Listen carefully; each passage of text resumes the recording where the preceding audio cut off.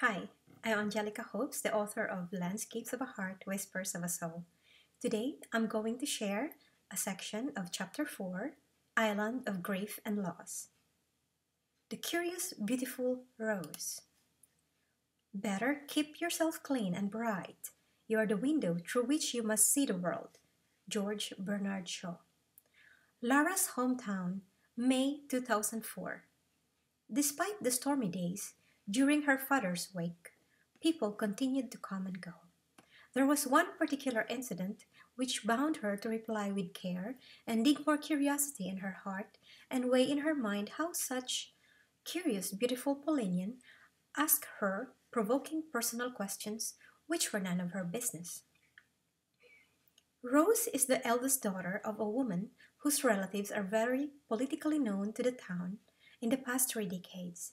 Her uncle happened to be the best comrades with Lara's uncle, who was also active in the Hukbalahap, Hukbong Bayan Laban sa mga Hapon, in English, the nation's army against the Japanese during the World War II. She is a beautiful Polanian, married to a tall, dark, and handsome doctor from another town. She wished she knew how to say frankly without offending Rose nor entertaining her malicious queries. She wished she knew a better way how to cut her off, but instead she gave explicit details and honest to goodness explanations on how living and thriving in abroad, being on her own with her daughters. Hey, Lara, so you came home. Do you still remember me? Of course, of course, Rose. She looked at her, and how she has grown much older than expected, but still the beautiful bones and features are showed by whatever it was bothering this once beautiful Polanian who happens to be the sister of her schoolmate. You're more beautiful than I could remember you long time ago when you were in high school. Thank you. I heard that you live in Switzerland? Yes. Where? In Lugano. It's the south, the Italian-speaking Canton Ticino. How long have you been there? 9 years. That long? And you haven't been helping your brothers and sister? Obviously, you don't send money home, don't you? Look at the condition of this house. Rose's eyes was checking every imperfect nook and corner from the ceiling to the floor to old cabinets and cracked part of the wall and windows. At that instant, Rose sounded like a Filipino destructive critic appraiser of social status quo, with ocular malicious inspection of properties of the roots and relatives of an expat.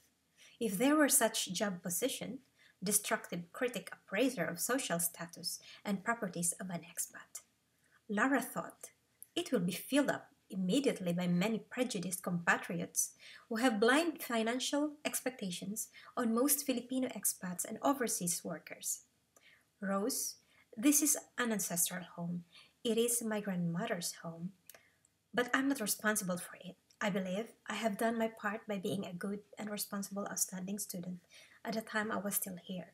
It's not my duty every month to pamper my brothers nor my sister of money which can only lead to vices. Besides, I don't fall into that category of overseas worker wherever people tend to think they are like automated teller machines whenever the relatives want money to support their needs, caprices, and demands. I think you have confused me on something I'm not. Ah, but you're in abroad. If only you could have helped monthly, your mother, your brothers, and your sister could have been in much a better status in life. Maybe richer? Status. Tell me, what is your level? Which could be for all who have relatives in abroad? Richer?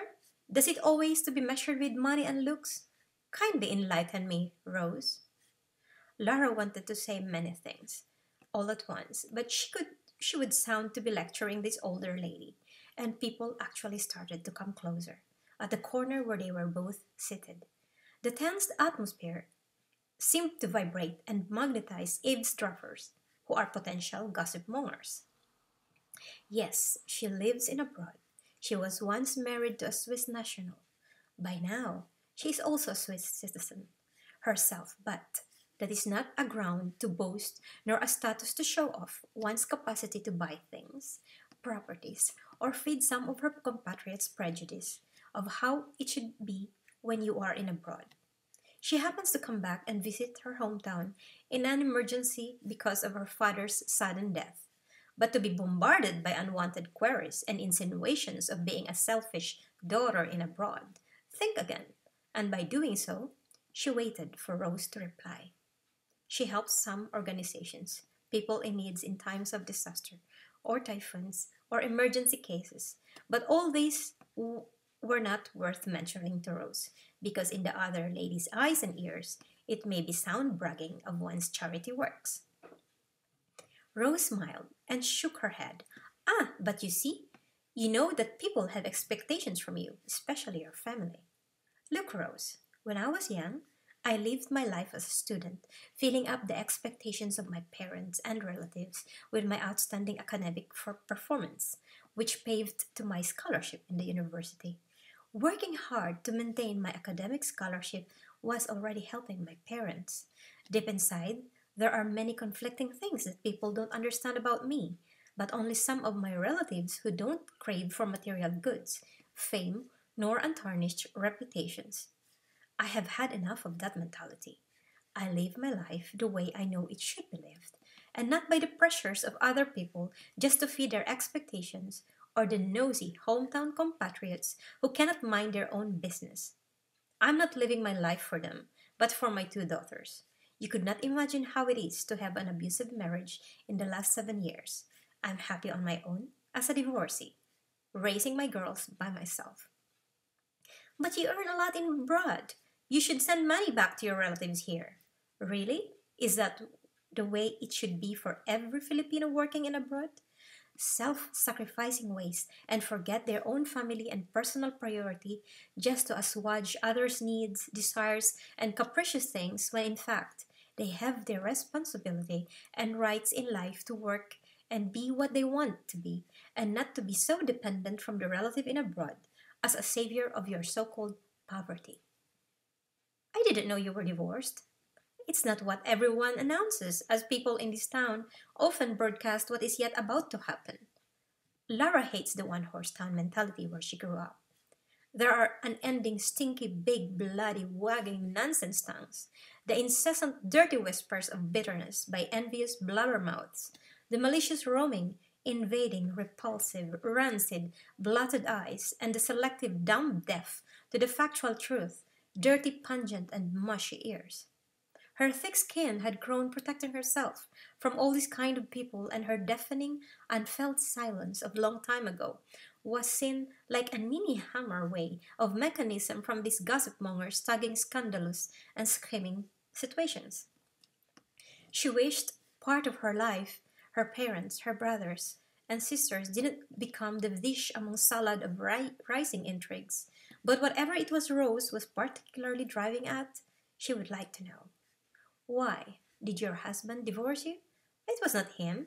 It was I and my girls who fought and defended our freedom and rights. We need to live a normal life, and so be it. But then you can't help your relatives here because you're a divorcee. Maybe you're better off married to a foreigner so you can have more money? Tell me, Rose, do you think that was the reason why I happened to be married to a foreigner? Is it the primary obligation of one's relatives who are in abroad to send money back home? Is it the great expectation of the ones who are here in the Philippines? Don't you know that money is hard earned in abroad? And when you say we work, we do work diligently. And it is hard work, without time for gossiping. Every last tiny coin counts in abroad, as I spend it wisely on necessity, especially when one has worked hard for it and not by depending from anyone else. I'm just asking, Lara, and you're getting a good enlightenment. For your information, not all who went abroad did it for the purpose of sending money back home to alleviate their family out of poverty in the Philippines. There are some who married for love, and I'm one of them. It's just happened I got screwed up. Now, I'm doing my best to live a respectable life, and people can think the way they want. But they don't know how it is to be under an abusive marriage, nor work hard alone, do multiple tasking, and doing my utmost for the best welfare of my daughters. My parents, brothers, and sister know what I have been through, and they're not so thirsty nor greedy of imported money. Excuse me, my daughter needs me. She was happy to go away from the clawing, thorny queries of Rose. She came here for her father's funeral, not for a digging deeper interview from uncalled-for gossip monger. Athena said, Mami, ho sentito tutto. Perché non la dici non è affari suoi? Her eldest daughter audacity to say it loud, knowing no one could understand Italian unless she translated what it meant. Mummy, I heard everything. Why don't you tell her? It's none of her business. She told Athena in Italian that if she do so, then she would offend Rose and her compatriots who were near enough to hear would take her as an arrogant one. At times like this, it is difficult to explain to her daughters the two mentalities and cultures. For her daughters, she introduced them openly to have the unique culture, the best qualities and better ways of both the Orient and the Occident, meet in a way incidents, people, locations, and whatever is in front of them to be significant enough to be learned and remembered by her growing girls. That's all for today, and thank you for sharing this post. You will read more of my writings if you visit odysseyoftheheart.com and angelicahopes.com. Thank you and have a nice day.